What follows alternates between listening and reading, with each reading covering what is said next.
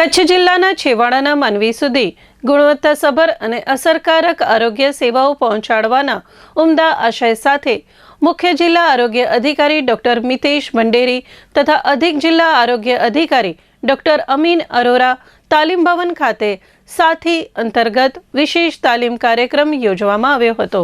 આ મહત્વપૂર્ણ કાર્યક્રમમાં મેડિકલ ઓફિસર અને આરોગ્ય સુપરવાઇઝર કેડર માટે નક્કી કરવામાં આવેલા કુલ 6 મોડ્યુલ્સ પૈકી પ્રથમ મોડ્યુલ્સની તાલીમ સફળતાપૂર્વક પૂર્ણ કરવામાં આવી હતી।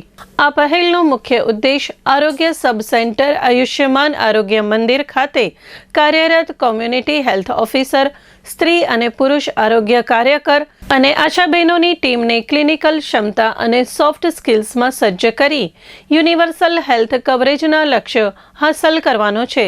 આ તાલીમ કાર્યક્રમ દ્વારા જિલ્લાના સુપરવાઇઝરી સ્ટાફને મેન્ટર તરીકે તૈયાર કરવામાં આવ્યા છે, જેઓ હવે ગ્રાસરૂટ લેવલની ટીમને માત્ર સૂચનાઓ આપવાના બદલે પ્રાયોગિક માર્ગદર્શન અને હેન્ડ હોલ્ડિંગ સપોર્ટ પૂરો પાડશે।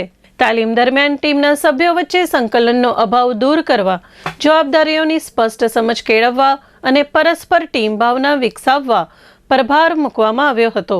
પ્રથમ મોડ્યુલ્સની સફળ પૂર્ણાહુતિ બાદ હવે આ મેન્ટર્સ ફિક્સ દિવસે નિયમિત રીતે ફિલ્ડ વિઝિટ કરી આરોગ્ય સબ સેન્ટર આયુષ્યમાન આરોગ્ય મંદિર ટીમને 20થી વધુ આરોગ્ય કાર્યક્રમોની 55 જેટલી ક્લિનિકલ સ્કિલ્સમાં નિપુણ બનાવશે।